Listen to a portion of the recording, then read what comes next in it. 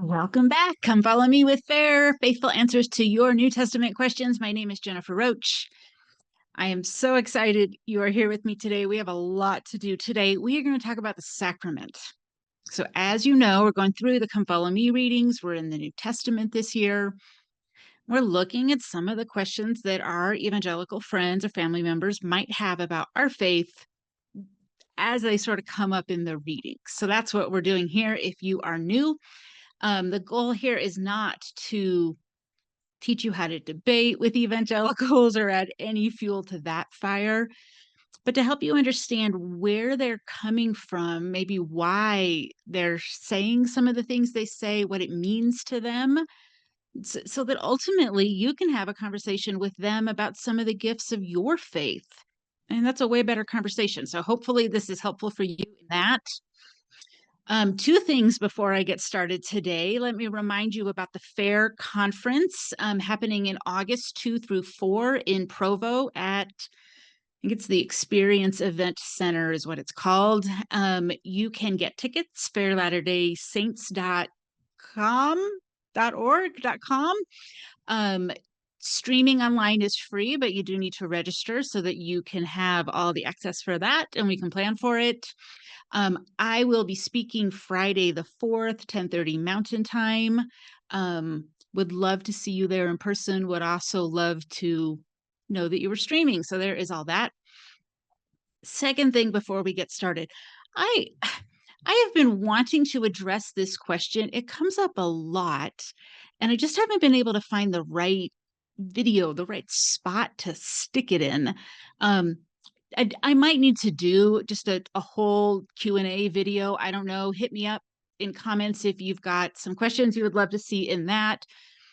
But here's probably the most common question I have been getting, at least in private, sometimes in the comment section too. But it goes something like this. My grown child has left the church.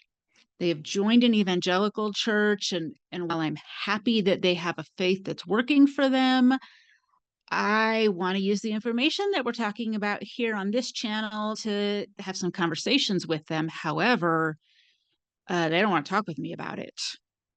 But my faith is a huge part of who I am. And so it feels like I'm just being kicked out of their life, at least on anything important. What should I do? How do I get them to talk about this stuff? And the short answer is what you should do is respect their wishes.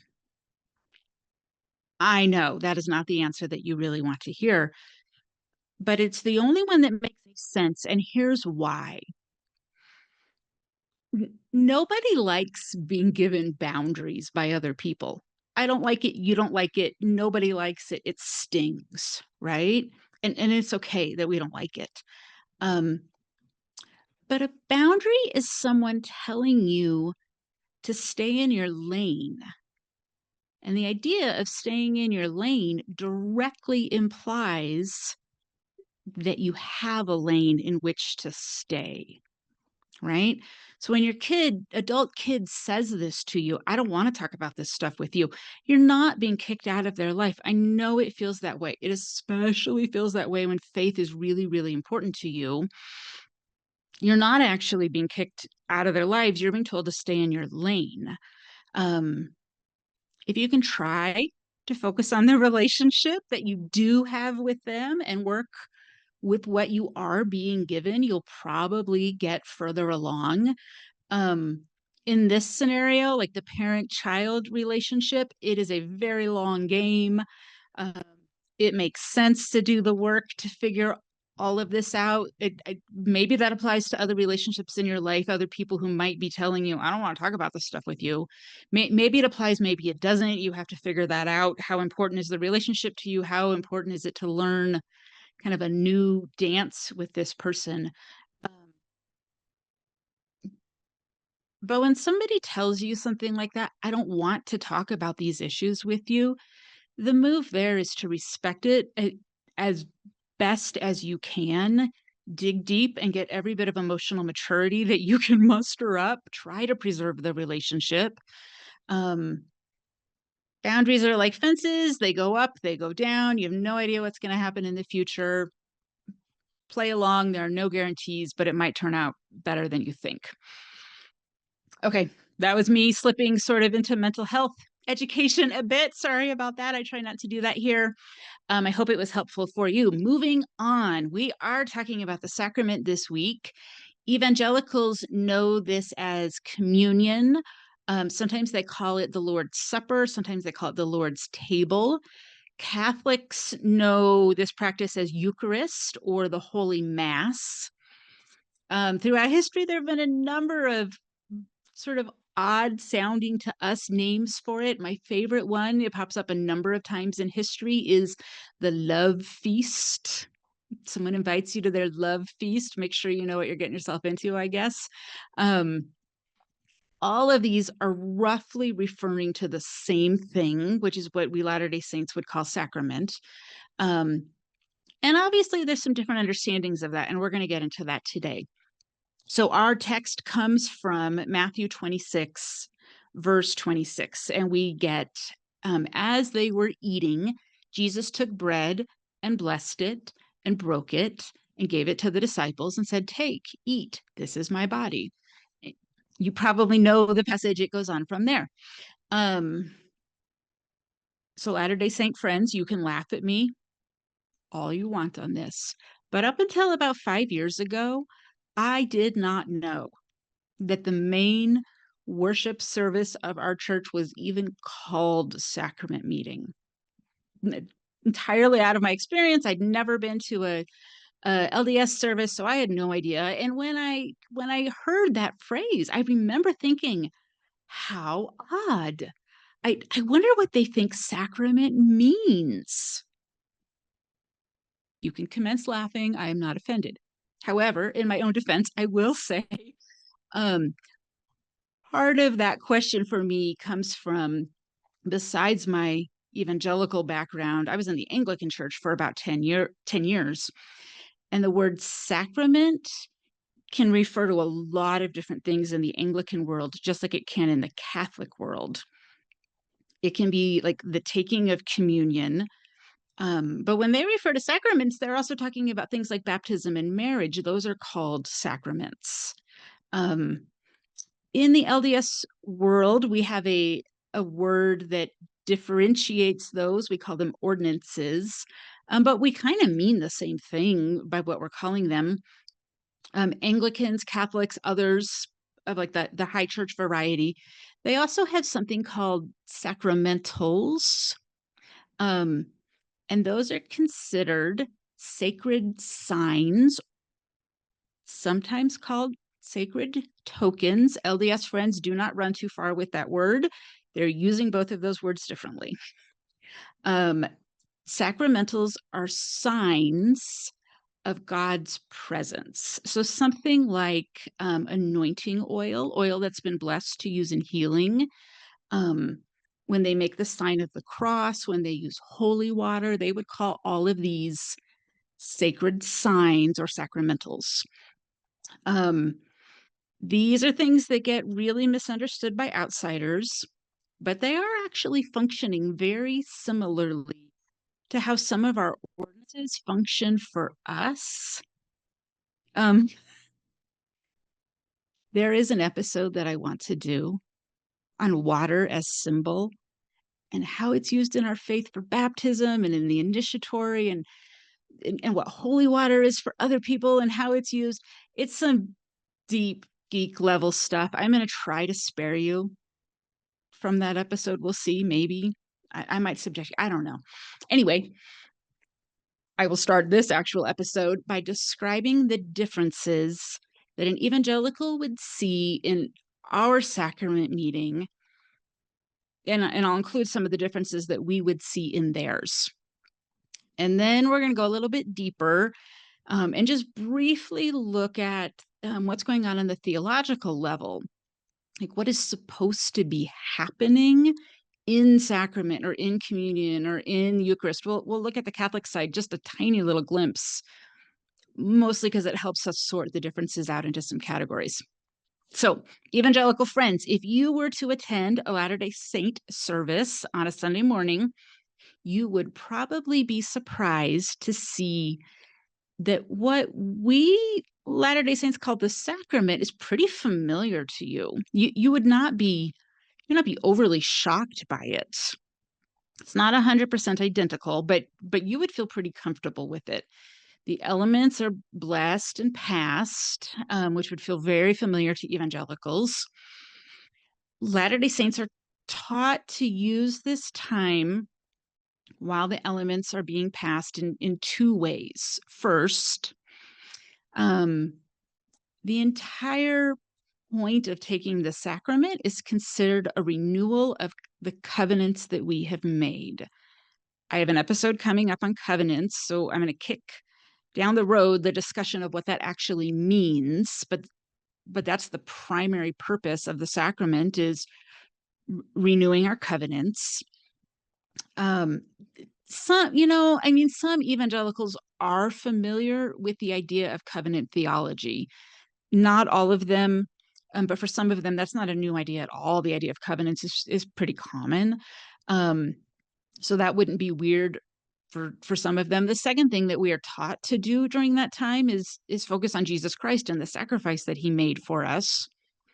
Evangelicals would feel right at home with that. That would not be odd to them. But there are three things, maybe more, but three that I see that would really stand out as differences. So, first, most of the time in an evangelical church, no special priesthood, no special leader, no appointed or hired position is required to bless the sacrament. In a lot of places, it comes down to like who's the pastor working that service, and that's who does it. But in theory, anyone could do it. There's no theology preventing that. Um, Evangelicals could take a picnic basket up to the mountains and bless their own communion and just have it right there in private. And that would be a completely normal, probably very good spiritual experience for them. There's nothing in their theology that would prevent that. Um, in our Latter-day Saint tradition, ordinances require someone who holds the priesthood. And so no priesthood, no sacrament. It's really actually hard for me to think of a time when this would have come up other than the pandemic lockdown. Um, I think around the world, most people were doing church at home. And if you didn't have somebody in your home who was considered part of the priesthood, who had been ordained to that in our church, um, you didn't have access to the sacrament. My experience, at least the ward I was in at the time, people with the priesthood were sort of bending over backwards to make sure the ones who didn't have access to it in their home were getting it. And they put a lot of faithful effort into that. That was greatly appreciated. So it's not like, oh, these poor people just had to, sit home and feel sad. Like they were taken care of. Um, However, on occasion, maybe that couldn't or didn't happen. And in that case, Latter-day Saints are instructed to spend that time pondering the sacrifice of Christ, but to refrain from taking in the blessing and taking the elements on their own. That's not a thing that we do. Um, this sounds very weird and very Catholic to evangelical ears. But for Latter-day Saints, priesthood really matters. So we've talked about that a couple of times already on this channel, and we'll talk about it again. But this is one of the like kind of rubber meets the road places where priesthood is there. You can do this. It's not. You can't. And I know that sounds odd for evangelicals. The second thing that evangelicals would absolutely notice, for the most part, they use grape juice or real wine, and we Latter-day Saints use water. They're going to catch on to that real fast. In my lifetime, more and more evangelical churches have switched from grape juice to actual wine. I think when I was, I don't know, maybe in the 70s and 80s, it would have been rare to find an evangelical church that was using wine. But these days it's considered, a little bit edgier of a thing to do, and they like that. And so many evangelical churches offer both as an option. Some only offer wine, which maybe creates a problem or two, but they kind of try to work around it. Um, Latter-day Saints have also had our own journey through what we use as elements as well. Like, how did we get to using water? It, your evangelical friend would certainly have that question. My initial guess at why water was being used was something like, okay, I know Latter-day Saints avoid alcohol, even socially. So maybe this is them just really trying to stay far away from anything that looks like alcohol, even grape juice. Like maybe that's even too close for them.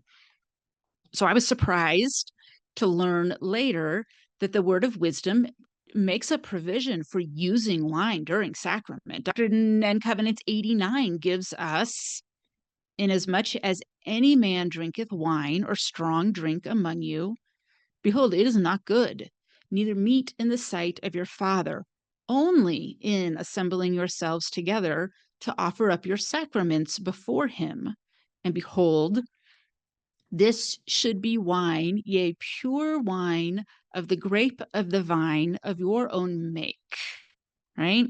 So there's a lot of history going on in these verses in D&C 89, and I'm not going to get into all of that.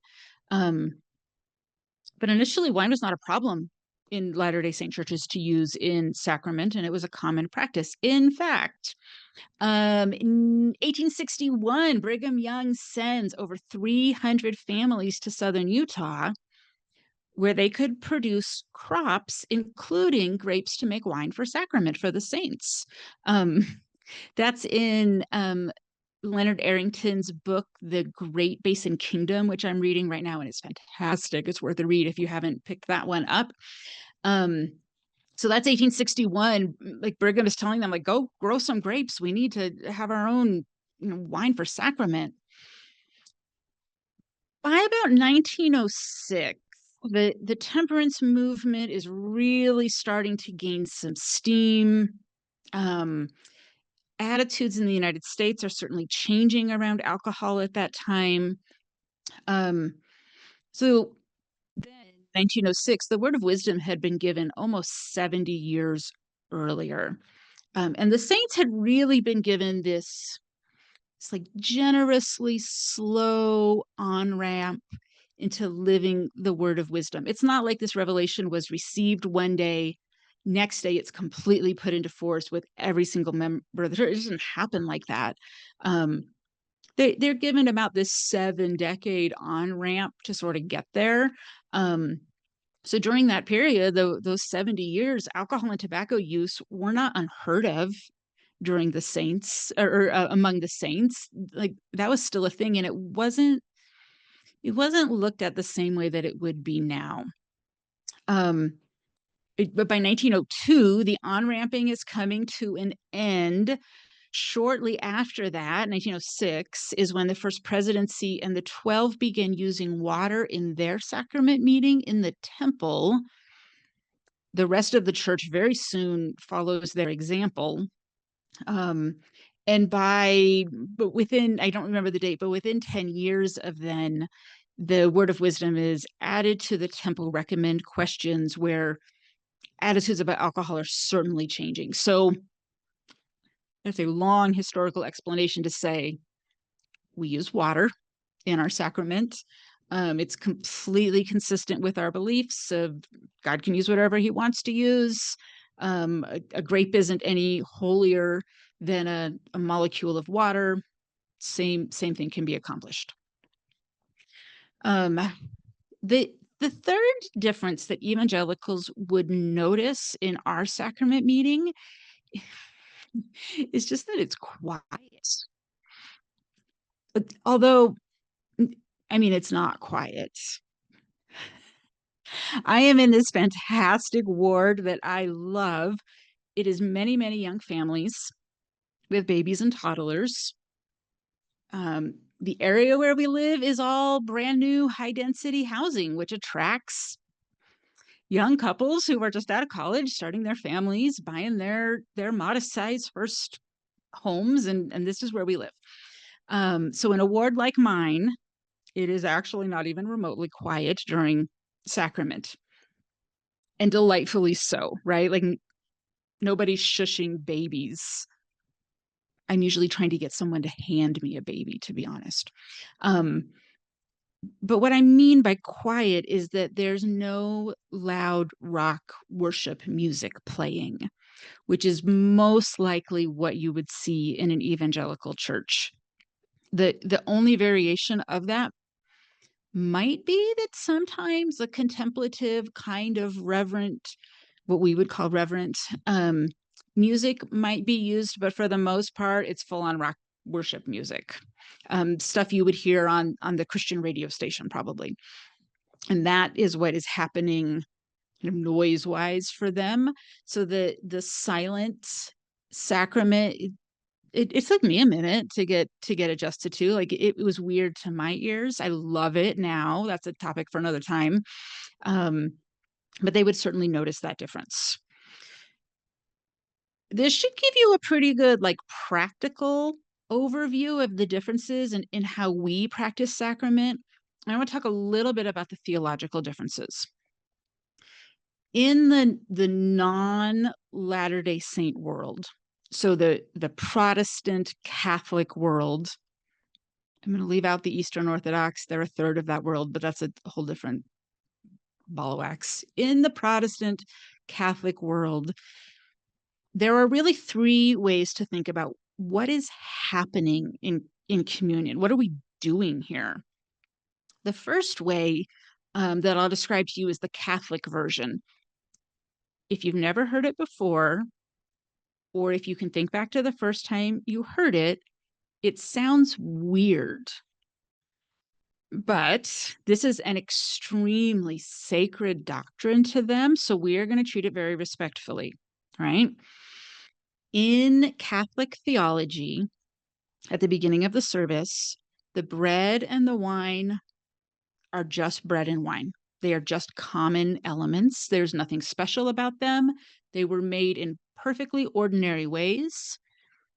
They lay on the altar. They look like bread and wine because they are bread and wine. At a specific point in the service, often it's indicated by the ringing of a bell, but sometimes not. That varies by location. They ring the bell, and the priest says the words of consecration, and the elements become the actual body and blood of Christ. They still look and taste like bread and wine, but they are not. They are the body and blood of Christ. This doctrine is called transubstantiation, and it is an expression of their desire to take the words of Christ literally when he says, "This is my body broken for you, take and eat." They're taking that very, very seriously. It sounds weird to us. It's not in my opinion, it's not a doctrine to be mocked. This is incredibly sacred to them. But it is very different from the two ways evangelicals kind of describe what is happening in communion. So the typical evangelical view, the communion bread and wine or grape juice remain bread and wine. They only become the body and blood of Christ, like symbolically. And there are two kind of levels of this. And these make up numbers 2 and 3 in our list of how Protestants and Catholics think about the sacrament.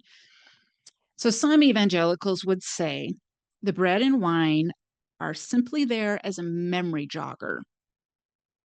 Jesus asks us to remember his death, and he asked us to use bread and wine to do it. So we do, and this is how we remember him.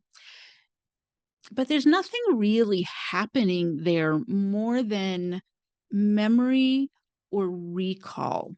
So they, in their own way, are taking Christ seriously. This do in remembrance of me. And so their focus is on the remembering. Nothing special is happening with the elements. They're certainly not turning into the body and blood of Christ, and they're probably not even spiritually or symbolically turning into them. They are there for the cognitive process of recall. That's all that is. There's nothing efficacious in it, meaning like nothing is happening. It's not doing anything other than helping them remember.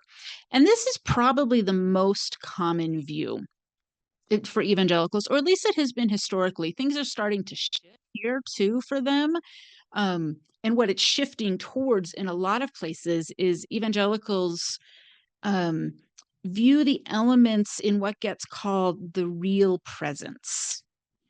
It's sort of this halfway point between communion as memory jogger and Eucharist as literal flesh and blood. They're trying to sort of hit the middle of that. And in this view, they see Christ's presence in the elements. The elements themselves remain bread and wine. It's not like Catholics. Catholics literally believe that they literally turn into the body and blood, even though they retain the appearance, the taste and smell of bread and wine. They are not. Evangelicals who would kind of hit that middle point would say that Christ indwells the elements in a special way that brings his presence in a special way to the one who eats it worthily. So they're trying kind of both sides. They don't want to go as far as to say that the elements change, but they don't want to go down to all this is about cognitive recall. And as in so many things, Latter-day Saints don't care about any of that. I don't know anyone.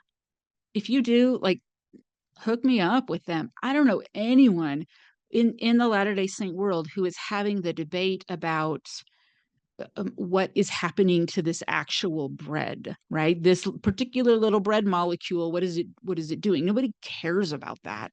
It's entirely besides the point for us. Instead, what Latter-day Saints believe is happening in the sacrament is all about the renewal of covenants. Before I was baptized in the church, I attended sacrament meetings for a long time, months, almost a year. And I had to make a decision at some point if I wanted to, participate and take the bread and the water as it was passed to me.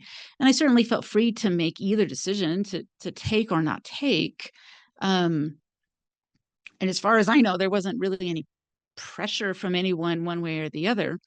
Ultimately, I decided I want to take this, not because I have covenants to renew.